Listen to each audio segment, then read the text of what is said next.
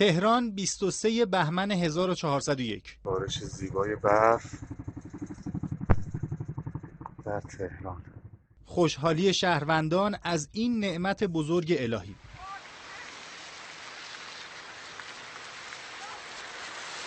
اما نگران از شرایط برفی مشابه در هفته گذشته. ما برای مشاهده از وضعیت تردد خودروها در معابر شهر تهران صبح امروز به چند معبر اصلی سر زدیم. اتوبان چمران مسیر شمال به جنوب خودروها به راحتی تردد میکنن.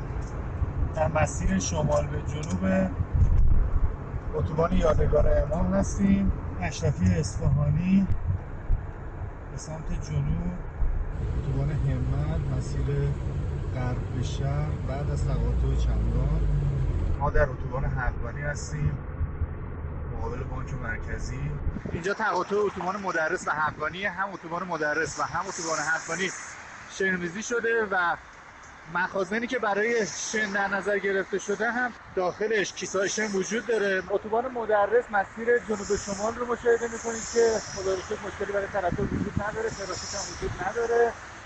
این سمت هم ابتدای بزرگراه صدر هستش که هر دو طرف مشخص ترافیکی وجود نداره. اتوبان نیایش مسیر شرق به غرب، اتوبان شهید فضل‌الله، اتوبان حکیم مسیر غرب به شرق، اتوبان کردستان مسیر جنوب به شمال.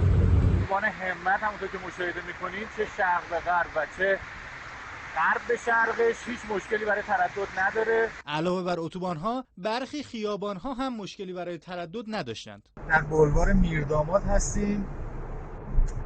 اینجا کمی ترافیک دیده میشه اما خودروها مشکلی برای تردد از لحاظ یخزدگی زمین ندارن. ما تو خیابون شریعتی هستیم به سمت شمال.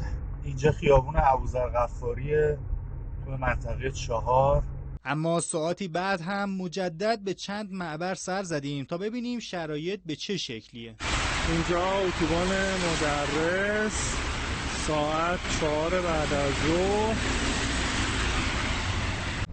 زیر پل پارک بی. اینجا هم اتوبان چمران جنوب ترافیکش روونه. اینجا اتوبان یادگار امام به سمت جنوب تقاطع سعادت‌آباد. ظاهراً شهرداری تهران این بار غافلگیر نشده و تقریباً در تمامی معابر تهران مشکلی برای تردد وجود نداشته. علی وحدانی، خبرگزاری صدا و سیما.